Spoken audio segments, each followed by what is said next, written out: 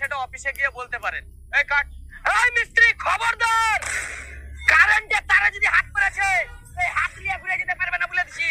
আশ্চর্য ব্যাপার, আপনারা আমাদের সাথে এইরকম ব্যবহার করছেন কেন? আপনাদের যদি কোনো অভিযোগ থাকে সেটা অফিসে গিয়ে জানান। আমাদেরকে উপর মহল থেকে অর্ডার দিয়েছে বলেই তো আমরা কারেন্টটা কাটতে এসেছি। এই শালা বেশি কথা বলছে, মার তো শালাকে বে, মার শালাকে।